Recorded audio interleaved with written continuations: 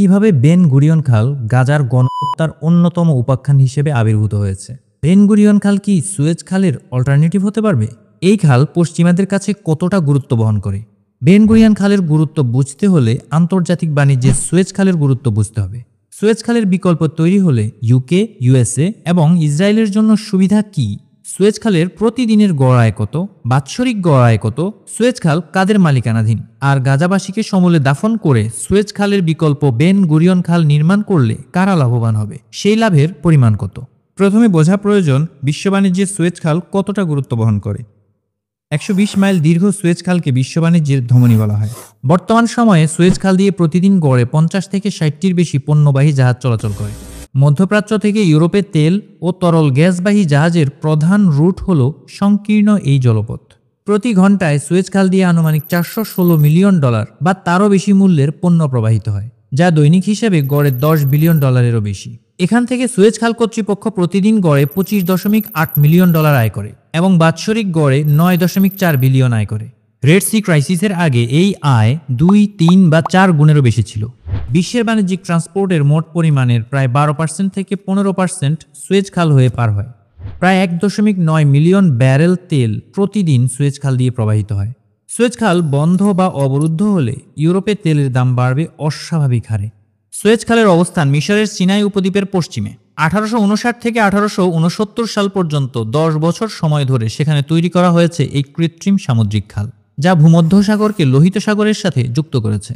যখন সুয়েজ খাল ছিল না, তখন ইউরোপের যে কোনো জাহাজকে ভূমধ্যসাগর থেকে পুরো আফ্রিকা মহাদেশ ঘুরে ঝঞ্ঝা বিক্ষুব্ধ উত্তমাশা অন্তরীপ পাড়ি দিয়ে আরব সাগর হয়ে ভারত ও প্রশান্ত মহাসাগরে যেতে হতো। ফর ইউর ইনফরমেশন, উত্তমাশা অন্তরীপ মানে কেপ অফ গুড হোপ, আর এই অন্তরীপ দক্ষিণ আফ্রিকায় অবস্থিত। সুতরাং এতদূর ঘুরে আসার ফলে স্বাভাবিকভাবেই জাহাজগুলোর বিশাল অঙ্কের জ্বালানি খরচ গুনতে হতো। আর ভারত মহাসাগর থেকে ইউরোপের দেশগুলোতে যেতে সময় লাগতো 40 থেকে 50 দিন। অথচ ইউরোপীয়দের সবচেয়ে লাভজনক বাণিজ্য কেন্দ্রগুলো এশিয়ায় অবস্থিত ছিল। বিশেষ করে সাম্রাজ্যবাদী রাষ্ট্রগুলোর শত শত কলোনির অবস্থান ছিল পৃথিবীর এই অংশে, কিন্তু যাতায়াত ব্যবস্থা দ্রুততর না হওয়ায় মুনাফার পরিমাণ অনেকাংশেই হ্রাস পেত। সুয়েজ খাল খননের ফলে ইউরোপ ও ভারতের দূরত্ব এক লাফে প্রায় 7,500 কিলোমিটার কমে গিয়েছে। এখন এই রুটে ইউরোপ থেকে ভারতে যেতে মাত্র 20 দিন সময় লাগে। সুয়েজ খাল যেন দুই মহাদেশের জন্য আশীর্বাদ রূপে আবির্ভূত হলো। বর্তমানে সুয়েজ খালের সাথে আরও 35 কিলোমিটার বাইপাস খনন করা হয়েছে, যার ফলে সুয়েজ খালে প্রবেশের জন্য জাহাজগুলোকে এখন 18 ঘন্টার পরিবর্তে মাত্র 11 ঘন্টা অপেক্ষা করতে হয়। আর দৈনিক এই পথ দিয়ে জাহাজের চলাচল বেড়ে দাঁড়িয়েছে 97টি, যা মিশরের অর্থনীতিতে যোগ করেছে এক্সট্রা $1320 কোটি। শুধু মধ্যপ্রাচ্যেই নয়, দক্ষিণ এশিয়া ও চীনের বহু উৎপাদক প্রতিষ্ঠানের পণ্যবাহী জাহাজ এই খাল হয়ে ইউরোপে যায়। আর মধ্যপ্রাচ্যের তেলবাহী জাহাজ ইউরোপে পাঠাতে সবচেয়ে গুরুত্বপূর্ণ এই জলপথ। আন্তর্জাতিক চুক্তি অনুযায়ী যুদ্ধ বা শান্তি যে কোনো সময় যে কোনো দেশের জাহাজ সুয়েজ খাল ব্যবহার করতে পারবে। সুয়েজ খাল আন্তর্জাতিক বাণিজ্যের জন্য কতটা গুরুত্বপূর্ণ সেটা অলরেডি পরিষ্কার হয়ে গেছে। আর মধ্যপ্রাচ্য থেকে তেল রপ্তানির পথ বিবেচনায় সুয়েজ খাল আরও বেশি গুরুত্বপূর্ণ। মিশরের প্রেসিডেন্ট গামাল আবদেল নাসের 1956 সালে সুয়েজ খালকে জাতীয়করণ করেছিলেন। দখলে নিয়েছিলেন মধ্যপ্রাচ্য থেকে তেল রপ্তানির অন্যতম প্রধান পথটির নিয়ন্ত্রণ। তার এই সিদ্ধান্তের পর মিশরের কাছ থেকে নিয়ন্ত্রণ ফিরিয়ে নিতে ব্রিটেন ও ফ্রান্স একটি ষড়যন্ত্র সাজায়, যার নাম দেওয়া হয় অপারেশন মাস্কেটিয়ার। সিম্পল প্ল্যান: ইসরায়েল মিশরকে আক্রমণ করবে, আর তখন সুয়েজ খালকে রক্ষার কথা বলে ব্রিটেন ও ফ্রান্স খালটি দখল করে নেবে। ইঙ্গো ফরাসি ইসরায়েলি বাহিনী সম্মিলিত হামলা চালায় মিশরে। অন্যায় এই হামলার কারণে সারা বিশ্বে প্রতিবাদের ঝড় উঠেছিল। তখন মিশরের বন্ধুরাষ্ট্র সোভিয়েত ইউনিয়ন হামলা বন্ধ না করলে পাল্টা ব্যবস্থা গ্রহণের হুমকি দেয়। ওদিকে অসন্তোষ ছিল যুক্তরাষ্ট্রেও, কারণ তাদের সাথে আলোচনা না করেই এই অভিযান পরিচালনা করা হয়। তাই সেনা প্রত্যাহার না করলে 3 দেশের উপর অর্থনৈতিক নিষেধাজ্ঞা জারির হুমকি আসে যুক্তরাষ্ট্রের পক্ষ থেকেও। বৈশ্বিক প্রতিবাদের তোপের মুখে হামলা বন্ধ করতে বাধ্য হয় ব্রিটিশ ফরাসি ইসরায়েলি বাহিনী। এই অভিযানে ব্রিটেনের কিছু হাসিল হয়নি, বরং সম্মান হারিয়েছে বিশ্ব দরবারে। আরও হারিয়েছে দুই পক্ষের অমূল্যবান কিছু প্রাণ। জাতিসংঘ শান্তিরক্ষী বাহিনী সর্বপ্রথম গঠন হয় সুয়েজ খালের সুরক্ষা এবং এটাকে সকলের জন্য উন্মুক্ত রাখার লক্ষ্যে। সুতরাং বিশ্ব বাণিজ্যের জন্য সুয়েজ খালের গুরুত্ব কতটা সেটা এই ঘটনাগুলো থেকেই অনুমান করা যায়। বেন গুরিয়ন খাল যদি সুয়েজ খালের বিকল্প হয়, তাহলে খালের গুরুত্ব নিশ্চয়ই বুঝতে পারছেন। ইসরায়েলের প্রতিষ্ঠাতা পিতার নামে নামকরণ করা হয় প্রস্তাবিত বেন গুরিয়ন খাল। বিশেষজ্ঞদের ধারণা যা হতে পারে সুয়েজ খালের বিকল্প। এই খালের পরিকল্পনা চলছে বেশ আগে থেকেই। আর তাই বিশেষজ্ঞরা এটাও ধারণা করছে 7 অক্টোবর ইসরায়েল মূলত হামাসের আক্রমণের জন্য নিজেই অপেক্ষা করছিল। তারা একাধিক সতর্কবার্তা পেয়েছিল মিশরের গোয়েন্দা সংস্থা থেকে। এমনকি নিউ ইয়র্ক টাইমসের ইসরায়েলি কর্মকর্তারাও সতর্কতার কথা জানিয়েছে। কিন্তু ইসরায়েল যখন নিজেই হামলার অপেক্ষা করছিল, হয়তোবা হামলা সাজিয়েছিল, তাহলে সতর্কতা পাওয়ার পর চোখ কান বন্ধ রাখাটাই স্বাভাবিক। সুয়েজ খাল নির্মাণ ব্যয় ছিল তৎকালীন সময়ের $100 মিলিয়ন, যা বর্তমান সময়ে $2.46 বিলিয়ন সমান, অর্থাৎ প্রায় 24 গুণ বেশি। তবে প্রস্তাবিত বেন গুরিয়ন আরও অত্যাধুনিক সুবিধা সম্পন্ন হবে। এর আনুমানিক খরচ ধরা হয়েছে $16 থেকে $55 বিলিয়ন। এখান থেকে ইসরায়েলের অ্যাপ্রক্সিমেট বাৎসরিক আর্নিং হতে পারে $6 বিলিয়ন।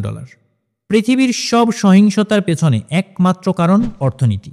এটা গাজা নিয়ে আমাদের আগের ভিডিওতে বলেছিলাম। গাজাকে খালি করলে শুধু আন্তর্জাতিক বাণিজ্যিক পথ তৈরি হবে না, গাজার উপকূলেই পাওয়া গেছে প্রাকৃতিক গ্যাসের মজুদ, এটাও তো দখলে নিতে হবে। নৃশংসতার পরিমাণ তাই হয়তো একটু বেশিই হয়েছে। এ তো শুধু গেল আয় ব্যয়ের হিসাব। সুয়েজ খাল নির্মাণ কাজে একসঙ্গে 30,000 শ্রমিক নিয়োজিত ছিল। ব্রিটিশ ও ফরাসি উপনিবেশ থেকে শ্রমিকদের বাধ্যতামূলকভাবে এখানে কাজের জন্য পাঠানো হতো। বিভিন্ন দেশের প্রায় 1.5 মিলিয়ন শ্রমিক সুয়েজ খাল খননের কাজে নিযুক্ত ছিল, যার মধ্যে লক্ষাধিক শ্রমিকের মৃত্যুও হয়। আনুমানিক ধরা হয় প্রায় 1,20,000, যদিও এই বিষয়ে বিতর্ক রয়েছে। ছাড়ুন সেসব আলাপ। এখন প্রশ্ন হলো, এই খাল নির্মাণের প্রয়োজনীয় বিনিয়োগের মূলধন কোথা থেকে আসবে? বিশাল পরিমাণের বিনিয়োগ পেতে হলে ইসরায়েলের উপর একটি নিরাপদ পরিস্থিতি তৈরি করার চাপটা কি কম? নিরাপদ পরিস্থিতি তৈরি করতে দুটো পথ খোলা আছে। 1, ফিলিস্তিনিদের সঙ্গে শান্তিপূর্ণ মীমাংসা, আর 2, তাদের অপসারণ। ইসরায়েল ফিলিস্তিনের সাথে মীমাংসার পথে কোনোভাবেই হাঁটবে না, তাই তাদের সমূলে উৎপাটনে বেশি আগ্রহী। আর ফিলিস্তিনিদেরও মীমাংসায় আসার সুযোগ নেই। গাজার মাত্র 365 বর্গ কিলোমিটারের এরিয়াতে 23 লক্ষের বেশি মানুষের বসবাস। এটা তাদের অস্তিত্বের লড়াই। কয়েক দশক ধরেই বেন গুরিয়ন খাল খননের প্ল্যান চলছিল। নানান সমস্যায় সেটা এখনও বাস্তবায়ন হয়নি। আরবদের বিরোধিতা এবং তেজস্ক্রিয় রিলিজ হওয়া নিয়ে জটিলতার ফলে এই প্রকল্প বাতিল হয়েছে একাধিকবার। কিন্তু ট্রাম্প প্রশাসনের অধীনে আব্রাহাম চুক্তি ঘটে। এই চুক্তির মাধ্যমে সংযুক্ত আরব আমিরাত, ইসরায়েল ও আরব দেশগুলির মধ্যে সম্পর্ক স্বাভাবিক করার চেষ্টা করা হয়। হামাসের হামলার 1 মাস আগে 2023 সালের সেপ্টেম্বরে ভারত মধ্যপ্রাচ্য করিডোর ঘোষণা করা হয়েছিল। উদ্দেশ্য হলো ভারত থেকে ইউরোপের সহজ পরিবহন সংযোগ তৈরি করা, অর্থাৎ ভারত থেকে আরব উপদ্বীপ জুড়ে দুবাই হয়ে ইসরায়েলের হাইফা বন্দর পর্যন্ত বিস্তৃত একটি পরিবহন সংযোগ। ইসরায়েল গাজার বিরুদ্ধে অভিযান পরিচালনার পরও সংযুক্ত আরব আমিরাত এবং ইসরায়েল সম্মিলিতভাবে দুবাই ও হাইফার মধ্যে একটি স্থলসেতু তৈরির চুক্তি করেছিল। যুদ্ধের বছরের এপ্রিল মাসে ইসরায়েল একটি দ্বিমুখী খাল খননের ঘোষণা দেয়, যেই পথে 2 দিক থেকে ট্রাফিক পরিচালনা করা যাবে। এর গভীরতা হবে 50 মিটার, সুয়েজ খালের চেয়েও 10 মিটার গভীর, আর চওড়া 200 মিটার। এই পথে পৃথিবীর সবচেয়ে বড় বড় জাহাজগুলো অনায়াসে যাতায়াত করতে পারবে। সার কথা হলো, 7 অক্টোবরের হামলার ব্যাপারে ইসরায়েল ভালোভাবেই অবগত ছিল এবং তারা স্বেচ্ছায় চুপ ছিল। হামলার পর গাজাবাসীকে অপসারণ করে বিশ্বের সবচেয়ে গুরুত্বপূর্ণ বাণিজ্যিক পথ তৈরি করা ও গাজার গ্যাস নিয়ন্ত্রণে নেওয়ার পরিকল্পনা নিয়ে তারা আগে থেকেই প্রস্তুত ছিল। আর শতভাগ নিশ্চয়তা দিয়ে বলতে না পারলেও হামাসকেও অনেকেই সন্দেহ করে যে তারা ইসরায়েলের প্ল্যানের একটা অংশ। হামাসের আক্রমণের পর গাজা ধ্বংসস্তূপে পরিণত হয়েছে, কিন্তু হামাসের উল্লেখযোগ্য কোনো ক্ষতি দেখা যায়নি। তবে গত বছর জুলাইয়ের 31 তারিখে গুপ্ত হত্যার শিকার হন হামাস প্রধান ইসমাইল হানিয়া। অভিযোগের তীর অবশ্যই ইসরায়েলের দিকে। তবে অনেক বিশেষজ্ঞের ধারণা, গাজা দখলে হামাস ইসরায়েলের স্ট্র্যাটেজিক পার্টনার হিসেবে শেষ পর্যন্ত আবির্ভূত হতে পারে। আবার এই ধারণা ভুলও হতে পারে। আর এদিকে আরবদের এই বিষয়ে ভূমিকা কি? মূলত আরব দেশগুলোতে বসে আছে আমেরিকার পুতুল সরকার। রিয়াদ এবং আবুধাবি 1963 সাল থেকে আকাবা উপসাগর থেকে পূর্ব ভূমধ্যসাগর পর্যন্ত বেন গুরিয়ন খাল নির্মাণের পরিকল্পনা থেকে ব্যাপকভাবে লাভবান হয়েছে। সেই পরিকল্পনাই এখন বিধ্বস্ত উত্তর গাজার খুব কাছাকাছি পৌঁছে গেছে। এই খালটি ইসরায়েলকে একটি প্রধান ট্রানজিট হাব হিসেবে গড়ে তুলবে। মিশরের সুয়েজ খালের গুরুত্ব কমে যাবে, হতে পারে থাকবেই না।